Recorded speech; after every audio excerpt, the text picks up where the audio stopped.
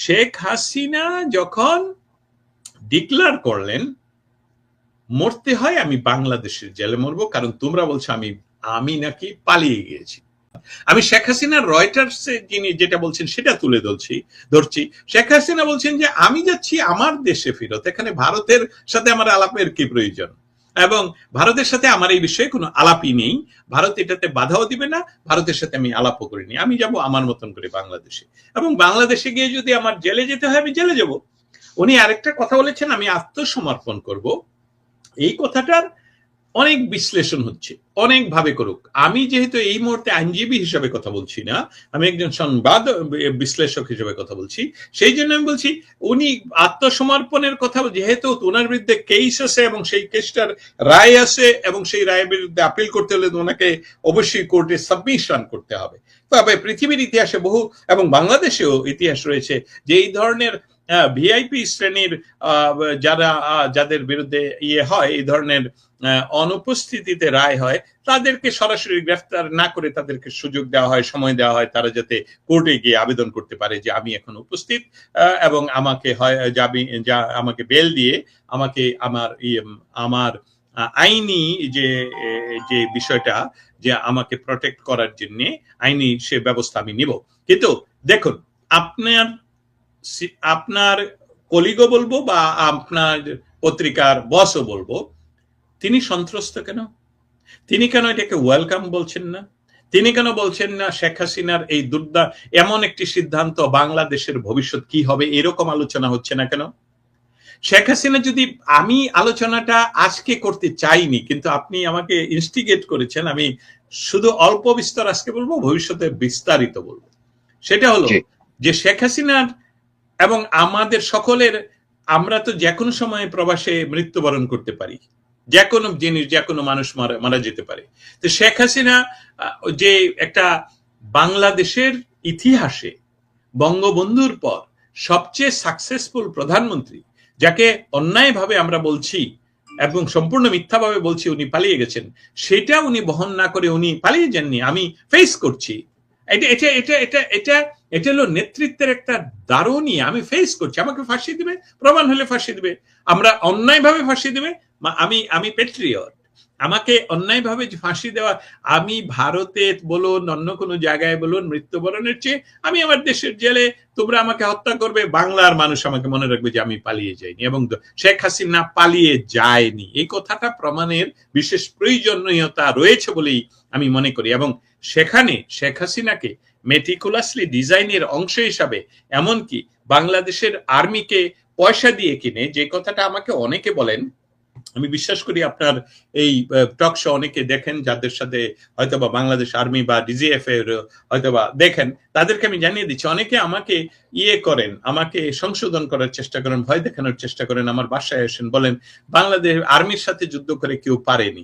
আমি আর্মির সাথে যুদ্ধ করছি না রে বাবা, আমি সত্যটা বলছি। বাংলাদেশের কোনো একটি ইনক্লুডিং বঙ্গবন্ধু, কোনো একটি সরকারের গণতান্ত্রিক পরিবর্তন শুধু শেখ হাসিনা একবার করেছেন, সেটা 1996 সনে পাশ করে 2001 সনে উনি করেছেন।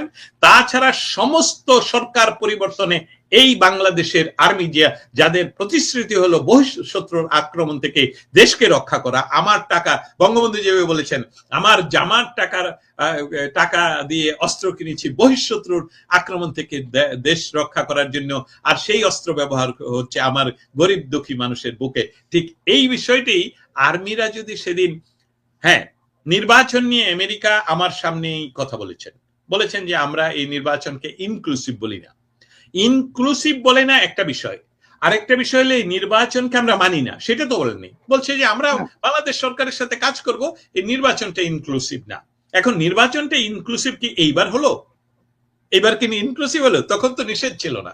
অতএব শেখ হাসিনা যে দেশে ফিরবে সেটাতে যাদের গাত্রদাহ, এখন এটা শতভাগ এইভাবে প্রমাণিত যে শেখ হাসিনাকে জাস্ট সরিয়ে দিয়ে বাংলাদেশকে আবার ৭১-এর পরাজিত শক্তির কাছে বেরিয়ে দিয়ে বাংলাদেশ যে উন্নয়ন করছে, বাংলাদেশের মানুষের যে আয় হচ্ছে, সেটাকে ধ্বংস করার জন্য এই ব্যবস্থাটা করেছিল। এবং তার সাথে আপনার এককালীন কলিগ অথবা সম্পাদক যার নাম মতিউর রহমান, উনিও যুক্ত, এবং আমি মনে করি ডেইলি স্টারের সম্পাদক উনিও যুক্ত, এবং বিরাট একটি গোষ্ঠী এর সাথে যুক্ত। অতএব তাদের ভয় সবচেয়ে বেশি, কেন শেখ হাসিনা ফিরবে, ওয়াই? আপনি বিদেশে বসে থাকেন, আপনাকে তো কেউ আমরা ডিস্টার্ব করছি না, আপনি বাংলাদেশে আসবেন কেন? বাংলাদেশে আপনার কি? কিন্তু বাংলাদেশের আমি মনে করি এই মুহূর্তে 80 to 85% পিপল, মানুষ, জনসাধারণ চাচ্ছে শেখ হাসিনাকে দুইটা ভাগে মানুষ চাচ্ছে, এটা আমার ধারণা, যেটা নিয়ে আমি পরবর্তীতে কথা বলবো।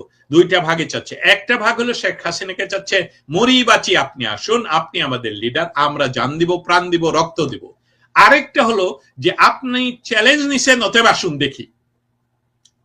হ্যাঁ, অতএব এই দুইটা গ্রুপের বাইরে একটা গ্রুপ রয়েছে, তারা কিন্তু মনে প্রাণে চায় শেখ হাসিনা দেশে ফিরুক, এবং শেখ হাসিনার উপর যে অন্যায়গুলো হবে, অত্যাচারগুলো হবে, সেটাতে বাংলার মানুষ ক্ষেপে উঠবে, এবং সেটা শেখ হাসিনা ভালো করে বুঝেন, এবং সেটাই মতিউর রহমান বুঝেন। এবং মতিউর রহমানরা যেহেতু অনেক আগ থেকেই কুটো চাল, কুটো রাজনীতি, মানে যেটাকে আমরা বলি কুতর্কে তারা যুক্ত থাকেন, সেইটা নিয়ে তারা ভয় পাচ্ছেন যে শেখ হাসিনা যদি এমনকি দাঁড়াতে পারেন বাংলার মাটিতে, তাহলে ওদের বিচার হবে। আমি দুইটা প্রশ্ন আমার মাথায় ঘুরছে এবং এই দুটো আপনাকে করব। প্রথম হচ্ছে যে এই যে ডক্টর ইউনূসের যে পৃষ্ঠপোষকতায় যে দলটি এনসিপি, এই এনসিপির নাহিদ ইসলাম বলল যে এইটা প্রোপাগান্ডা। তো প্রোপাগান্ডা যদি হয়, এইটাকে কেন তারা নাহিদ ইসলামরা বলছেন যে এটা অপপ্রচার করছে? তো শেখ হাসিনার বা আওয়ামী লীগের প্রধানের সাক্ষাৎকার, সেটাকে রয়টার্স অপপ্রচার চালালো? মানে নাহিদ ইসলাম কি বলতে চায় আসলে? তারা, নাহিদ ইসলাম তো আসলে একা না, নাহিদ ইসলামই তো ডক্টর ইউনূসের এখন এক ধরনের মুখপাত্র হিসেবে প্রকাশ্যে কাজ করছে। তো তারা কি রয়টার্সকে বললো যে অপপ্রচার চালাচ্ছে, নাকি শেখ হাসিনাকে মিন করলো? এটা আপনি কিছু যুক্ত করবেন কিনা? না, আমি যুক্ত করতে আগ্রহী নই, আমি নামগুলো নিতে আগ্রহী নই, কিন্তু আপনি যেহেতু রয়টার্স নিয়ে বলছেন, এবং একটু আগে আমি বলছিলাম যে এখানকার কিছু দালালের দালাল যারা, তারাও কিন্তু এই কথাটা, নাহিদের কথাটাই এখানে রিপিট করছে যে এটা তো অপপ্রচার, এটা সত্য নয়। আচ্ছা, ওকে, রয়টার্সকে, এবং রয়টার্সকে মেনশন করে অনেকে লিখছে ফেসবুকে আমার কাছাকাছি, এবং তারা নাকি আবার সাহিত্যিক, কবি, সাহিত্যিক, সাংবাদিক। আমার, আপনারা যারা যারা আমাকে দুঃখিত, প্রথম আলো কিন্তু আরেকটা আর্টিকেলও আজকে গতকালকে ছেপেছে, সেইটাও লিখছে যে বাস্তব, মানে বাস্তবতা আছে কিনা, বাস্তব কিনা, বাস্তব সম্মত কিনা, ওই নাহিদের সুরেই কথা বলছে। আমি বাস্তব কিনা, এটা তো উনার আলোচনাটা আওয়ামী লীগের জন্য, শেখ হাসিনার জন্য উনার কান্না করার প্রয়োজন নেই তো। আমি বলছি প্রথম আলো কেন এটা বাস্তব অবাস্তবের কথা বলবে? তারা তো বলবে প্রেক্ষিত। আমি যেটা বলবো এটা তো প্রেক্ষিত, যে আসলে কি শেখ হাসিনা ফিরলে বাংলাদেশের রাজনীতি কোন দিকে যাবে? শেখ হাসিনা কি কে এই সরকার ফাঁসি দিয়ে দিবে সরাসরি, না শেখ হাসিনার পেছনে মানুষ দাঁড়াবে? আলোচনাটা তো একটা গণমাধ্যমের সেটা হওয়া উচিত। এটা যে অবাস্তব, এটা মিথ্যা, এটা বলছেন কেন আপনারা? কলা খান না, শেখ হাসিনা আসবে না, এবং রয়টার্স মিথ্যা কথা বলছে। রয়টার্স তেমন কোন, আমি কয়েকজনের লেখা পড়ে বলছি, রয়টার্স এর সমস্ত কথা বিশ্বাস করার প্রয়োজন নেই। আরে বোকা, আরে ধর, আমি কিভাবে বলবো যে যারা সংবাদকর্মী সিনিয়র, এবং আমি ওই আপনার মতিউর রহমানকেও বলি, রয়টার্স এর সংবাদ কিনে কিনে তারা লেগে অক্ষরে অক্ষরে অক্ষরে অক্ষরে, আমরা হয়তোবা অনেক ধর্মগ্রন্থের কথা অক্ষরে অক্ষরে পালন করি না, কিন্তু রয়টার্স এর কথা তো অক্ষরে অক্ষরে নির্দ্বিধায় মেনে পৃথিবী চলে। সেই রয়টার্স এর সাথে 10 মিনিট নয়, আধা ঘন্টা না, মোর দেন এ আওয়ার শেখ হাসিনা কথা বলেছেন, এবং সেই কথাগুলো রেকর্ডেড, এবং সেটা প্রচারিত হয়েছে, এবং সেটা আপনি রয়টার্স এর সাথে আপনারা যোগাযোগ করেন, রয়টার্সকে বলেন। আপনারা কি আসলে রয়টার্সকে বলার আর কোনো প্রয়োজনই পড়ে না, তারপরেও বলছি। কিন্তু শেখ হাসিনা মিথ্যা কথা বলছেন, এটা যেরকম একজনের কথা বললেন, এনসিপি হলো একটা সশস্ত্র গোষ্ঠীর, ফাইন্যান্স বাই, আমি দেশটার নাম বলছি না, তারা এখনো তাদেরকে নিয়ন্ত্রণ করছে, এবং এটার ইয়াটাই হলো যে এই এনসিপি দ্বারা তারা চেয়েছিল যে জামাতকে ক্ষমতায় বসাবে, সেখানে এনসিপি একটা কভার আপ থাকবে, এবং সেইটা ভারতের জন্য হয়নি। আমি মূলত দায়ী করব শেখ হাসিনার জন্য হয়নি। শেখ হাসিনা এটা তীব্রভাবেই আন্তর্জাতিক বিভিন্নভাবে উনি এই লবিংটা সক্ষম করতে পেরেছেন যে বাংলাদেশের নির্বাচনে আওয়ামী লীগের যাওয়ার প্রয়োজন নেই, তথাপি নির্বাচন হোক, তথাপি বিএনপি ক্ষমতায় আসুক, তথাপি ওই জামায়াতে ইসলাম এবং এনসিপি যাতে ক্ষমতায় না আসে। এটা বাস্তব সত্য ঘটনা। কেউ যদি এটার প্রমাণ চান, কল মি, আমি ডকুমেন্টারি দিতে পারবো। বাট ঘটনাটা হলো যে আপনি যেটা বলছেন এনসিপি কান্না করবে কেন? এনসিপি কান্না করবে কারণ তাদের তো জনবল নেই। আর্মি যখন যে দিন থেকে তাদের পিছনে নেই, এখন তারা রাস্তায় নামতে পারে না। তাদের 6 জনকে বিনা নির্বাচনে এমপি বানিয়ে দেওয়া হয়েছে, কিন্তু তারা জনগণের সাথে সম্পৃক্ততা নেই। এবং সেই সাথে জামাতের অবস্থাটা আপনি জানেন। অতএব তাদের কান্না তো সবচেয়ে বড় কান্না যে শেখ হাসিনা দেশে ফিরবে কেন। শেখ হাসিনা ওই তাদের যে পশ্চিমা পেইড যে এজেন্ট, তাদের মুখ দিয়ে তো বলছে যে শেখ হাসিনা দেশে আসলে জেলে পৌঁছবেন, না হলে বিদেশে কোথাও আপনি থাকুন। শেখ হাসিনাকে এটা ভয় দেখানোর জন্য। আসল ভয়টা তাদের নিজেদের, আসল ভয়টা কারণ রয়টার্স এর কথাকে তারা মিথ্যা বলতে চায়। রয়টার্স এর নিজের কথা রয়টার্স জীবনে বললেন। রয়টার্স এর নিজস্ব কোনো প্রতিবেদন নেই, রয়টার্স এর নিজস্ব কোনো আর্টিকেল নেই। রয়টার্স সংবাদ সংগ্রহ করে, আমরা সেটা 100% শতভাগ ভেরিফাইড হিসাবে ব্যবহার করি, রিপ্রিন্ট করি, টাকা দিয়ে কিনে রিপ্রিন্ট করি, আমরা ব্যবহার করি। অতএব রয়টার্স এর সাথে শেখ হাসিনার যে সাক্ষাৎকার, সেটা রয়টার্স ওনাকে যোগাযোগ করেছেন। উনি যেহেতু ইতিমধ্যে গত মাসে পৃথিবীর 78 আমি ভুলে গেছি নাম্বারটা, 78 পৃথিবীর সমস্ত কর্নারের সমস্ত পত্রিকায় শেখ হাসিনার দেশে ফেরার সংবাদ ছাপানো হয়েছে, এবং সেটার জন্য রয়টার্স বলল আচ্ছা ঠিক আছে, আপনি দেশে যাবেন, কবে যাবেন। এবং উনি সম্পূর্ণভাবে ব্যাখ্যা করেছেন কেন যাবেন, কি ঘটছে বাংলাদেশে। আমি বিদেশে বসে থাকার চেয়ে আমি বাংলাদেশে গিয়ে এটাকে ফেস করাটা কত ইম্পর্টেন্ট। এবং শেখ হাসিনা যখন বাংলাদেশে যাবেন, তখন সাধারণভাবেই সেখানে যেটা দ্বিবলয় সৃষ্টি হবে। দ্বিবলয়, এই কথাটা খুবই অগ্রিম বলা। দ্বিবলয় হলো পৃথিবীর, আমরা যারা পদার্থবিজ্ঞানের বেসিকটা জানি, সেটাতে আমরা জানি যে দুইটি পরস্পর বিরোধী শক্তি না হলে স্থিতিশীল হয় না, শান্তি হয় না। এটা পদার্থবিজ্ঞানের বেসিক সংজ্ঞা। সেখানে শেখ হাসিনার আগমন মানি বিএনপির জন্য একটা বড় পাওয়া, বিএনপির জন্য কঠিন বড় একটা পাওয়া। কারণ বিএনপি তখন, বর্তমানে বিএনপি তো আমেরিকার কথা শুনতে হচ্ছে, জামাতের কথা শুনতে হচ্ছে, এনসিপির থাপ্পড় খেতে হচ্ছে। আই মিন ইট। না হলে এনসিপির এই বালকগুলো পার্লামেন্টে বসে তারেক জিয়ার মতন মানুষকে, যিনি প্রধানমন্ত্রী, তাকে আঙ্গুল তুলে কথা বলে, আমরা তো নিজেরা দেখি, এবং দুঃসাহসিক কথা বলে, এবং এখনো তারা মনে করে যে তারা পাওয়ারে। কারণ ইউনূসের যে পশ্চিমা গোষ্ঠীর মাধ্যমে যে প্রতিশ্রুতি উনি দিয়ে বাংলাদেশে ক্ষমতার পরিবর্তন করেছিলেন, সেটা কিন্তু ইউনূস করতে পারেননি। না করতে পারায় সেটাকে ট্রান্সফার করতে হলো তারেক জিয়ার কাছে। এবং তারেক জিয়ার, আমার ধারণা হলো এটা হাটে হাড়ি ভাঙ্গার মতন, কিন্তু আমি ভেরিফাই করে বলতে পারছি না। খোঁজ করে দেখেন তারেক জিয়ার এতে সম্মতি আছে কিনা, কে বলবে যে নাই। ধন্যবাদ। জি, আমি শেষ বললাম না যে আর দুইটা প্রশ্ন, শেষটা এইটা দিয়ে আমি শেষ করব, যেহেতু আর আজকের এই ইস্যুটা হচ্ছে মিডিয়া কেন্দ্রিক।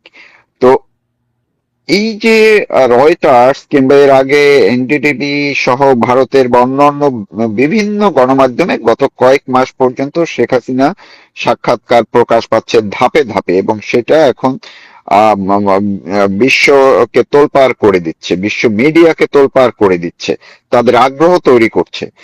এই জায়গায় বাংলাদেশের যে মিডিয়া, বিশেষ করে মেইন স্ট্রিমের মিডিয়াগুলো কি আসলে একটু তলানিতে গিয়ে ঠাকলো কিনা, বাংলাদেশের মিডিয়ার জন্য একটা লজ্জার ব্যাপার কিনা যে এই রকম ব্রেকিং আইটেম গুলো, শেখ হাসিনার সংবাদগুলো, শেখ হাসিনার সাক্ষাৎকারগুলো বাংলাদেশের মিডিয়া নিতে পারছে না, বঞ্চিত হচ্ছে, মানুষকে বঞ্চিত করছে। মিডিয়ার দায়বদ্ধতার জায়গা থেকে আপনি বিষয়টাকে কিভাবে দেখবেন? শেখ হাসিনার বক্তব্য প্রচার না করতে গণমাধ্যমের প্রতি সরকারের অনুরোধ, এটা ছিল আজকের বাংলাদেশের সকল মিডিয়া বা বাংলাদেশের গণমাধ্যমের প্রায় হেডলাইন বা প্রথম পৃষ্ঠায় এসেছে। সেখানে সেটা নিয়ে আমি নিজে সম্পাদক হিসেবে একটা প্রতিবাদ লিপি পাঠাই বা লিখি। আমাদের মৌলিক কথাটা হলো, এভাবে বলি, স্বৈরাচারের বিরুদ্ধে আপনারা লড়াই করেছেন। আমি ইয়াকেও বলবো, প্রথম আলোকেও বলবো, মতিউর রহমানকেও বলবো যে স্বৈরাচারের বিরুদ্ধে আপনি করেছেন, আন্দোলনে সহযোগিতাই নয়, আপনি নেতৃত্বও দিয়েছেন। তাহলে স্বৈরাচারের সময় তো আপনার লেখা কাউকে, আপনাকে নিশ্চয়ই, আমি বলছি না যে কোনো কোনো বিষয়ে আপনাদের সাথে গোয়েন্দা বাহিনী বা বিভিন্ন সরকারের বিভিন্ন, এটা আমেরিকাতেও ঘটে, এটা সব জায়গায় ঘটে, পৃথিবীর সমস্ত দেশে ঘটে। তথ্য একটা এমন জিনিস যেটা আমি যেহেতু তথ্য নিয়ে সন্ত্রাস করি, আপনি তথ্য নিয়ে সন্ত্রাস করেন, আমরা জানি যে আমাদেরকে কত বড় চাপে থাকতে হয় যাতে কত জিনিস আমরা না বলতে পারি। এবার এটা সরকারের পক্ষ থেকে, বিভিন্ন সরকারের পক্ষ থেকে আমরা যখন বিভিন্ন সরকারের ইন্টারনাল মিটিং গুলোতে উপস্থিত থাকি, সেখানে অনেক কথা হয়, তখন আগেই বলে দেওয়া হয় বা চলে আসার সময় বলে দেওয়া হয় যে এসব সকল ছিল of the record. Of the রেকর্ডের বিষয়টা আমি সাধারণ মানুষের জন্য বলে রাখি, অফ দ্য রেকর্ড মানে আমি কোনোদিন এটা মেনশনও করতে পারবো না ওইখানে আমি কি শুনেছি। সো এটা পৃথিবীর সমস্ত দেশে। কিন্তু স্বৈরাচার শেখ হাসিনাকে সরিয়ে এখন আপনারা বলছেন শেখ হাসিনার বক্তব্য প্রচার করতে বাংলাদেশের গণমাধ্যম না করতে। আচ্ছা, শেখ হাসিনার বক্তব্য আপনারা প্রচার করলেন না, ফাইন, কিন্তু আন্তর্জাতিক গণমাধ্যম যার কাছ থেকে আপনারা সংবাদ কিনে কিনে প্রচার করেন, সেই গণমাধ্যম রয়টার্সে শেখ হাসিনার কথা লিখছে, এটা আপনারা করতে পারবেন না? আপনাদের লজ্জা হওয়া উচিত না? আর লজ্জার চেয়ে আপনাদের তো রাস্তায় নেমে আসা উচিত। কিন্তু আপনারা রাস্তায় নামবেন কিভাবে? আপনাদেরকে যে নিয়ন্ত্রণ করে সেই প্রথম আলো, সেই ডেইলি স্টার, তো সেটাকে আপনাদের মুখ বন্ধ করার জন্য তারাই তো কাজটি করছে। আমি জানি তৌফিক মারুফ ভাই, আপনার কাছে এমন গোপন তথ্য মতিউর রহমান সম্বন্ধে রয়েছে 9/11 এর সময়, সেটা যদি আপনি প্রকাশ করেন তাহলে ব্যাপারটা কেমন হবে? এবং আপনি যে প্রকাশ করবেন না, আপনার যে প্রকাশ করতে হবে না, সেটা মতিউর রহমান সাহেব কিভাবে এশিওর করবেন? উনাকে তো এশিওর করতে হবে যে উনি গণতন্ত্রের পক্ষে, উনি বাংলাদেশের রাজনৈতিক দলগুলো যাতে নিষিদ্ধ না থাকে, রাজনৈতিক দলাদলি হবে, রাজনৈতিক প্রতিদ্বন্দ্বিতা হবে, শেখ হাসিনা এর বিরুদ্ধে কেস হবে, জেলে নেবে, আবার শেখ হাসিনা নির্বাচন করবে, তারেক জিয়া নির্বাচন করবে, জামায়াতে ইসলাম নিষিদ্ধ থাকবে। আই রিপিট ইট, আমি আজকে থেকে এই কথাটা বিশুদ্ধভাবে বলতে চাই। বাংলাদেশের জন্মলগ্নের যে বিরোধিতা করেছিল সশস্ত্র ভাবে সেই অক্সিলিয়ারি ফোর্স জামায়াত ইসলামকে সম্পূর্ণভাবে আজীবনের জন্য যে কোনো রাজনৈতিক দল হোক বাংলাদেশ ক্ষমতায়, তারা এটা নিষিদ্ধ করতে হবে। কিন্তু বিএনপি, আওয়ামী লীগ তারা রাজনীতি করবে, সেটা খুব স্বাভাবিক। সেটা না করে আপনারা যে কাজটুকু করছেন যে শুধু বিএনপিকে এককভাবে ক্ষমতায় রাখার জন্য, বা আসলে কয়দিন পরে তো আপনারা বিএনপি কেও খেয়ে ফেলবেন। অতএব বিষয়টা খুব পরিষ্কার যে বাংলাদেশের শেখ হাসিনার প্রত্যাবর্তনে আমাদের 2024 সনের যে মেটিকুলাস ডিজাইনের সাথে যারা যুক্ত ইন্টারনাল সাইডে, মানে বাংলাদেশের ভেতরে ইনক্লুডিং আর্মি, তারা সন্ত্রস্ত হয়ে পড়লো যে এটা তো আমাদের জন্য খুবই একটি দুঃসংবাদ। কারণ শেখ হাসিনা আসলে আমরা কি তাকে ফাঁসিতে চলে দেব? বিশ্বব্যাপী গণজাগরণ সৃষ্টি হবে, আই মিন ইট, কারণ বিশ্বে যেমন 71 সনে বঙ্গবন্ধুকে কিছুই করতে পারেনি, ওই রিমেম্বার দ্যাট। এবং সেখানে পাকিস্তানের কারাগারে, উনি বাংলাদেশের কারাগারেও ছিলেন না। অতএব শেখ হাসিনা বাংলাদেশে ফিরবেন,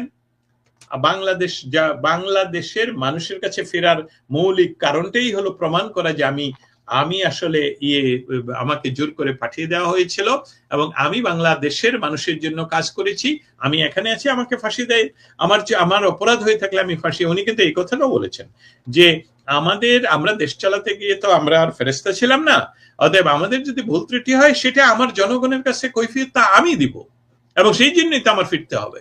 আমাকে দিয়ে আপনারা এখন ফিরতে দিবেন না, আমাকে ওয়েলকাম করছেন না। আপনি যে এনসিপির কথা বললেন, তারা কেন মিছিল করে না, জয় মিছিল করে না, যে এই যে আমরা শেখ হাসিনাকে ফিরিয়ে আনবো বলেছিলাম, শেখ হাসিনা আমাদের ডাকে ভয়ে সন্ত্রস্ত হয়ে ল্যাজ গুটিয়ে চলে আসছেন, এখন চলেন আমরা তার বিচার করবো। তারা ভয় পাচ্ছে কেন? তারা বলছে কেন শেখ হাসিনা আসলে আপনি জেলে থাকবেন, মরে যাবেন? এটা অস্বাভাবিক। অতএব আমি যেভাবে শেষ করব সেটা হলো, বাংলাদেশের মানুষের সৌভাগ্য, আমাদের সৌভাগ্য, আমাদের একজন শেখ মুজিব ছিলেন,